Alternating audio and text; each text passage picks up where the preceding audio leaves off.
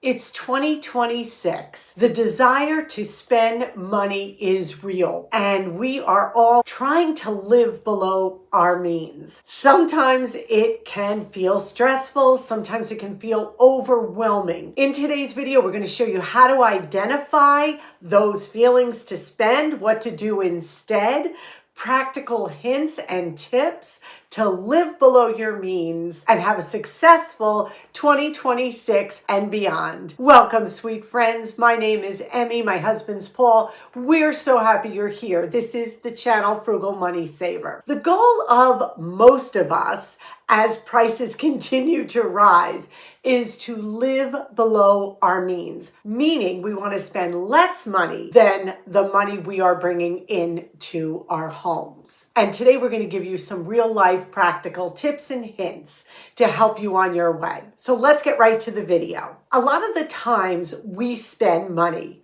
is because of emotions. We feel sad, we feel happy, we're excited, we have FOMO, we have the fear of missing out on something. We see somebody with something and we want it.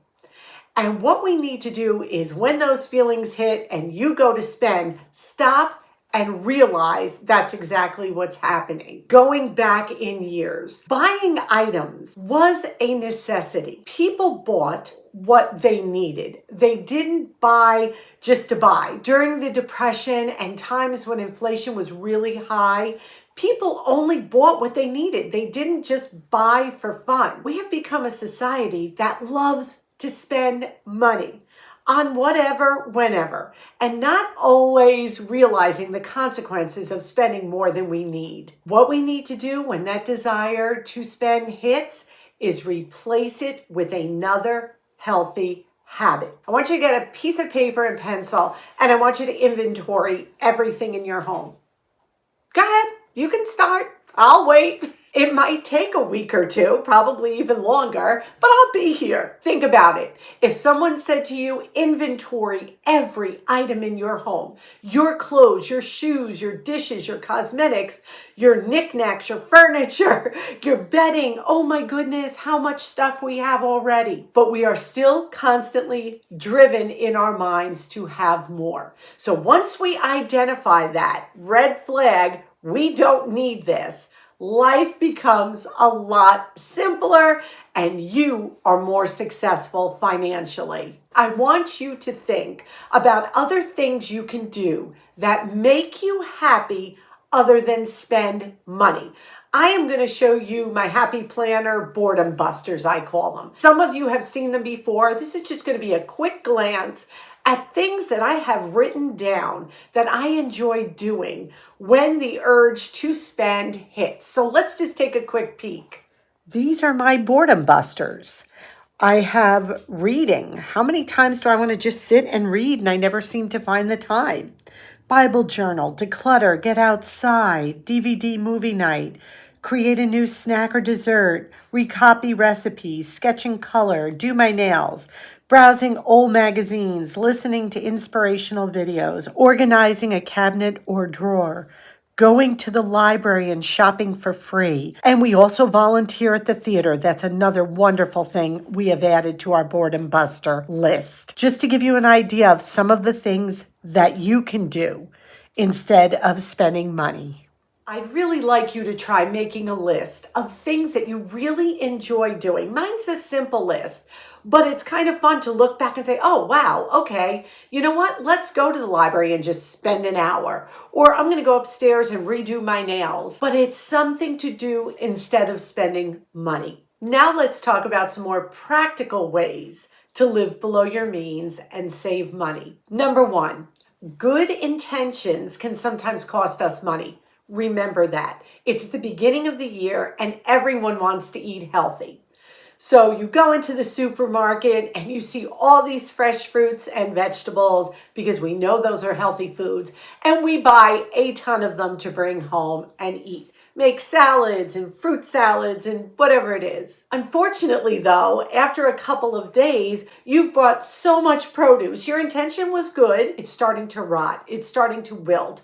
You don't feel like eating a salad again tonight. That produce goes into the garbage. Be aware of situations like this and try to think practically. We meant well by buying all that produce, but not only did we waste food, but we wasted money as well.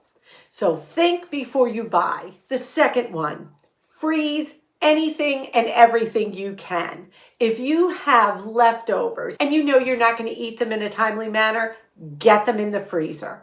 Package them up, freeze them. Now you have a meal for another day.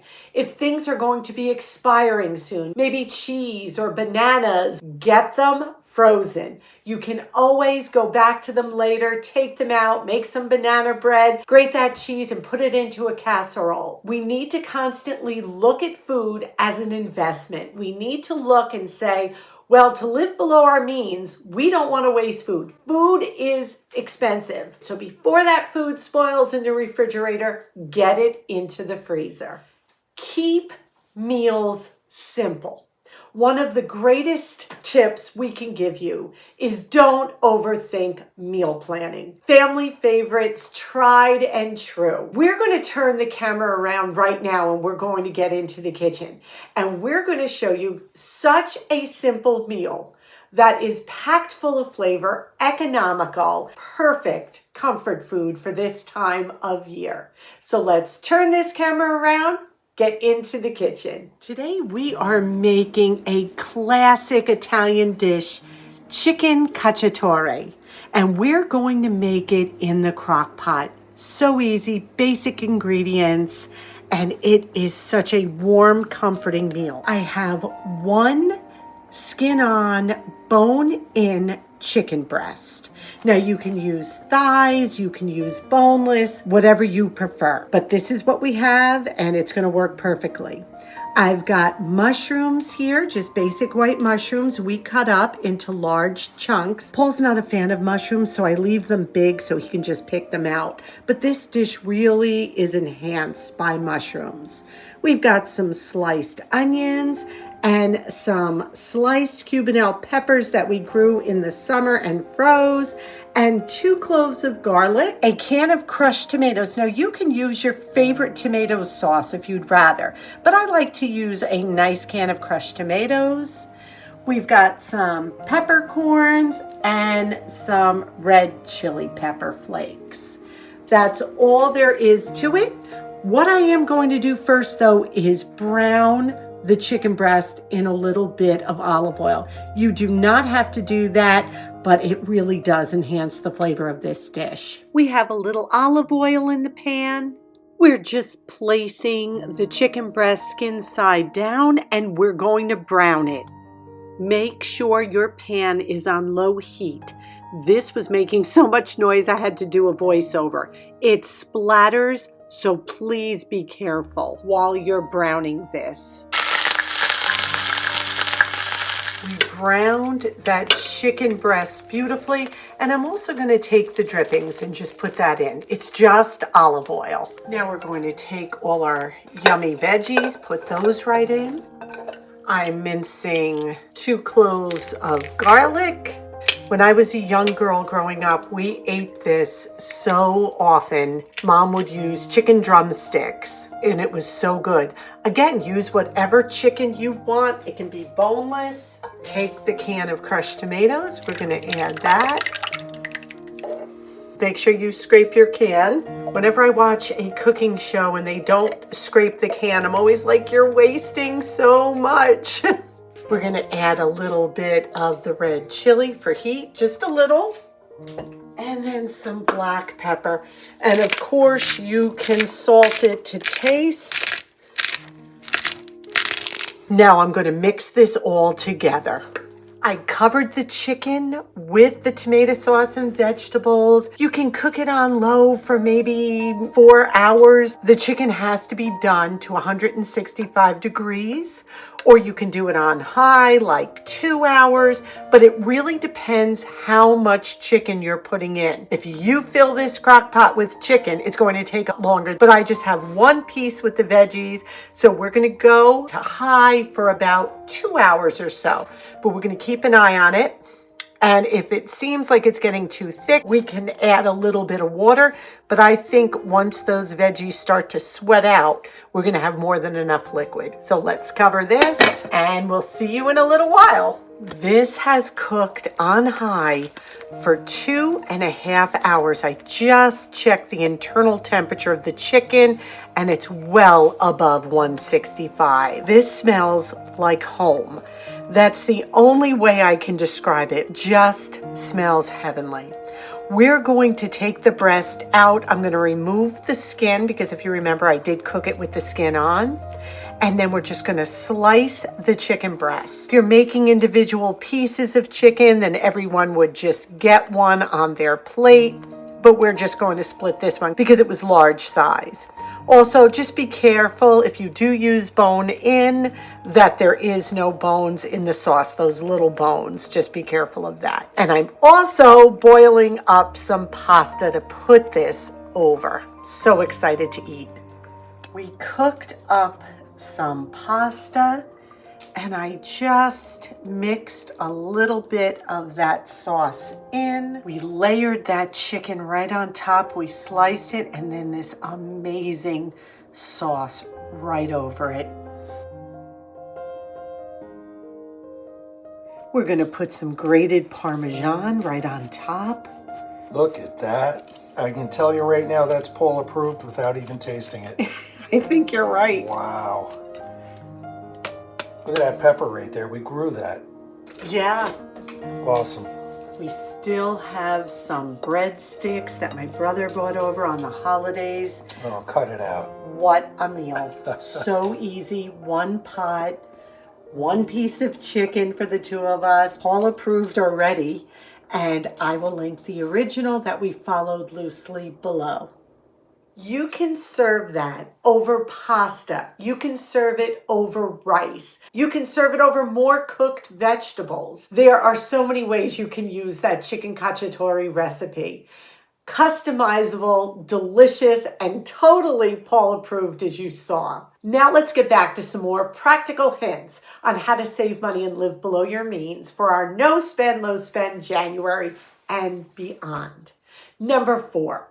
Remember that any cooked meat or vegetables can become a meal on their own by mixing them with pasta, mixing them with rice, topping a pizza with them, adding them to an omelet or frittata. Look at those leftover cooked meat and vegetables in a whole new way, and you've got an extra meal the next day. Number 5, learn to eat what is on sale. Look at your flyer, see the meats that are on sale, see the vegetables that are on sale. What meals can you create with what is on sale? Don't just say, well, I feel like a hamburger tonight and go out and buy ground meat at $6.99 a pound when you could possibly buy some chicken drumsticks at $1 a pound and have a nice chicken dinner. So keep an eye on those sales and eat according to what is seasonal and what's on sale for the week. Number 6, this was a viewer tip from a while ago and I thought it was brilliant. Keep a dry erase board on your refrigerator and log down all your leftovers. This way, at a glance, you can see what's in there. Because like I told you last video, you want to take a trip, go to the back of your refrigerator and see what is back there.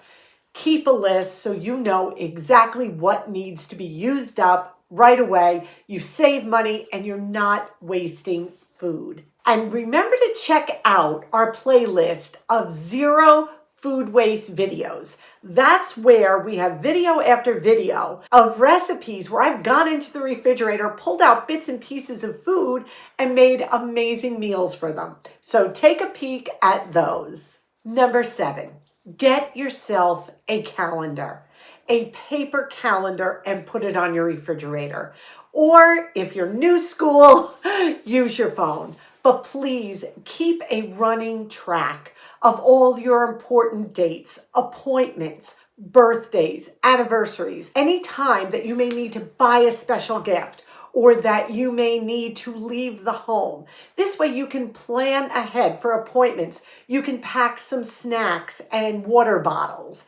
If you have a birthday coming up next month, you know to be on the lookout for a small gift for that person while the sales are going on. Bills that are due.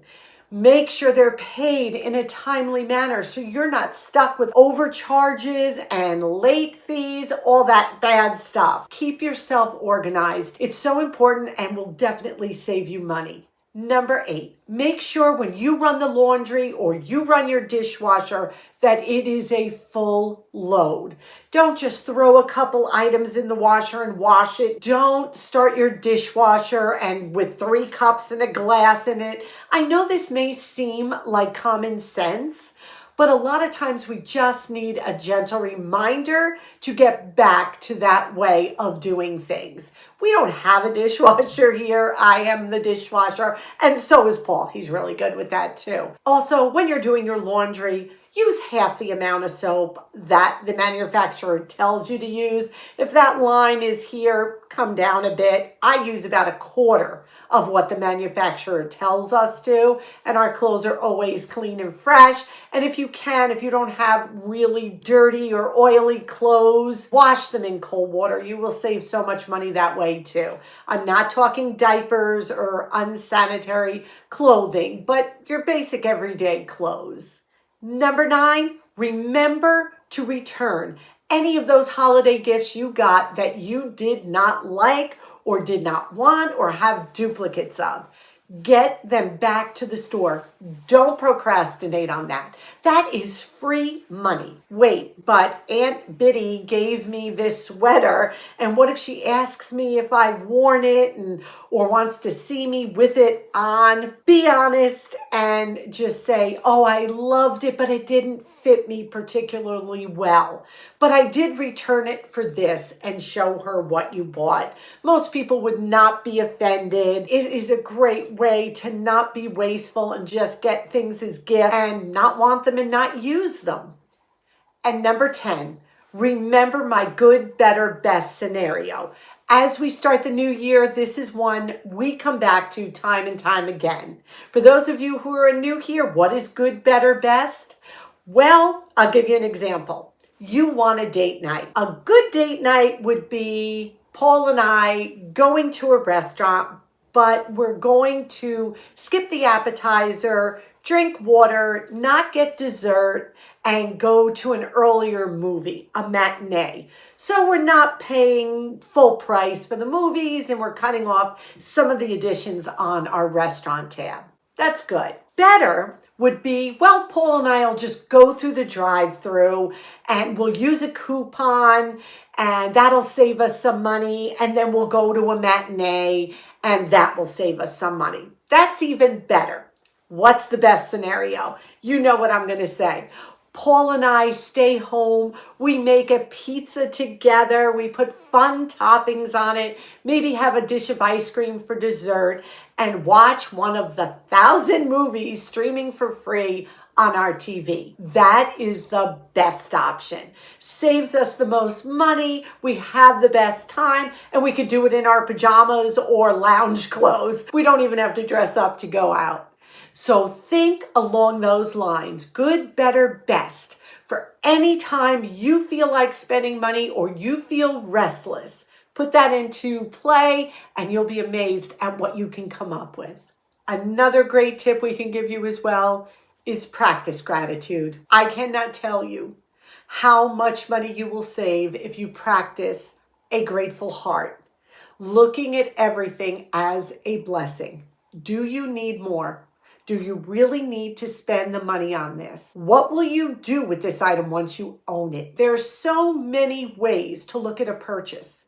But if we start to look at every purchase through the eyes of gratitude, you're going to buy less and less because you're going to realize how much you already have. Again, think of that list that I asked you to make of inventorying everything in your home. Of course, you know I was kidding. But does that seem overwhelming or what? That shows how many items we already have within our home. So let's think before we purchase. Let's cultivate an attitude of gratitude. We hope this video was helpful. Today's question of the day: give me your no spend, low spend wins so far this month during your low and no spend journey. And again, even if you're not on that journey, give us your best financial win within the last couple of weeks. Please share that with us down below, because it not only encourages us, but our viewers as well. And we thank you so much for that. We ask that you take a minute, give this video a big thumbs up, please. It helps us so much here on YouTube. Subscribe if you haven't. Come on in and be part of our family. We ask you to be well. We ask you to be safe. And above all, we wish you blessings. Until our next video, may God greatly bless you.